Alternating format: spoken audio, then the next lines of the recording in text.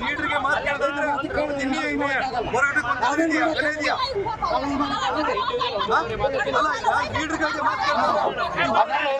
ನೀವು ನಡ್ರಿ, ಗುಂಪು ಬೇಡ ನಡ್ರಿ. ರ್ಯಾಲಿ ಜೊತೆಗೆ ಯಾರಾಗ್ರಿ, ರ್ಯಾಲಿ ಜೊತೆಗೆ ಯಾರಾಗಿ ಬನ್ನಿ. ಆನಂದ ಆ ಕಡೆ ರ್ಯಾಲಿ ಜೊತೆಗೆ ಬನ್ನಿ. ಜಾಯ್ನ್ ಆಗ್ರಿ, ರ್ಯಾಲಿ ಜೊತೆ ಜಾಯ್ನ್ ಆಗ್ರಿ. ಸ್ಟಾರ್ಟ್ ಮಾಡ್ರಿ.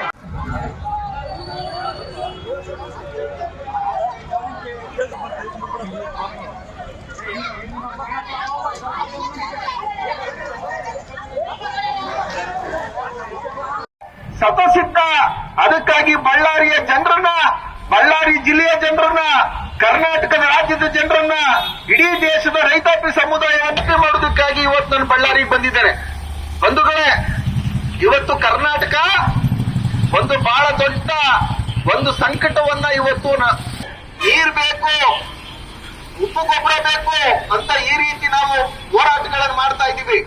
ಆದ್ರೆ ಈಗ ಬಂದಿರುವಂತ ಹೋರಾಟ ಏನಂದ್ರೆ, ಈಗ ನಡೀತಾ ಇರ್ತಕ್ಕಂಥ ಭೂ ಸ್ವಾಧೀನ ಏನಿಲ್ಲ ಅಂದ್ರೂ 2 ಲಕ್ಷ ಎಕರೆಗಿಂತ ಹೆಚ್ಚು ಭೂ ಸ್ವಾಧೀನವನ್ನು ಮಾಡ್ತಾ ಇದ್ದಾರೆ.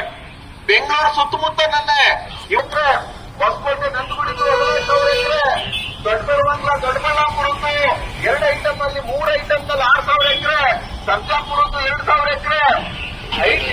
ಇಡೀ ಕರ್ನಾಟಕದಲ್ಲಿ ಯಾವ ರೀತಿ ಬಲವಂತ ಮತ್ತು ಅನ್ಯಾಯದ ಭೂ ಸ್ವಾಧೀನ ಪ್ರಕ್ರಿಯೆ ನಡೀತಾ ಇದೆ ಅಂತಕ್ಕಂಥದ್ದನ್ನು ಗಮನಿಸಬೇಕು. ಈ ರೀತಿ ಅದೇ ರೀತಿ ಇವತ್ತು ಬಳ್ಳಾರಿಗಳು ಕೂಡ ಹೇಳಿದ್ರು, ರೈತರೇ ಇಲ್ಲ, ಸರ್ಕಾರ ಕೈಗಾರಿಕೆಗಳಾಗ್ಬಿಡ್ತವೆ, ಪ್ರತಿಯೊಬ್ಬರಿಗೂ ಉದ್ಯೋಗ ಸಿಕ್ಬಿಡ್ತದೆ ಅಂತ. 2012ರಲ್ಲಿ ಸುಮಾರು 13,000 ಎಕರೆ, ಇವತ್ತು 2026ನೇ ಇಸ್ವಿಲಿದ್ದೀವಿ, ಸುಮಾರು 16 ವರ್ಷ ಆಗಿದೆ. ಆ 16 ವರ್ಷದಲ್ಲಿ ಒಂದೇ ಒಂದು ಕೈಗಾರಿಕೆ ಬರಲಿಲ್ಲ, ಒಬ್ಬನಿಗೆ ಉದ್ಯೋಗ ಸಿಗ್ಲಿಲ್ಲ. ಬಡಗೆ ರೈತರಿಂದ ಭೂಮಿ ಕಿತ್ಕೊಂಡು ಆ ಭೂಮಿಯನ್ನ ಕಂಪನಿಗಳು ತಮ್ಮ ರಿಯಲ್ ಎಸ್ಟೇಟ್ ಆಸ್ತಿಯನ್ನಾಗಿ ಮಾಡಿಕೊಂಡಿದ್ದಾವೆ. ಇಲ್ಲ ವಾಪಸ್ ನಮಗೆ ಜಮೀನು ಕೊಡಿ, ಇಲ್ಲ ನೀವು ಕೈಗಾರಿಕೆ ಮಾಡ್ತೀವಿ, ಜಮೀನು ಬೇಕು ಅಂತ ಹೇಳಿದ್ರೆ ಜಿಲ್ಲಾ ನ್ಯಾಯಾಲಯದಿಂದ ಹಿಡಿದು ಸುಪ್ರೀಂ ಕೋರ್ಟ್ ತನಕ ₹1 ಎಕರೆಗೆ ಪರಿಹಾರ ಕೊಡಬೇಕು ಅಂತಿದೆಯೋ ಆ ಪರಿಹಾರ ಕೊಡಿ. ಆ ಪರಿಹಾರ ಕೊಡೋಕ್ಕಾಗುದಿಲ್ಲ ಅಂತ ಹೇಳಿದ್ರೆ ಭೂಮಿ ವಾಪಸ್ ಕೊಡಿ ಅಂತ ಕೇಳ್ತಾ ಇದ್ದಾರೆ. ಇಡೀ ರಾಜ್ಯದಲ್ಲಿ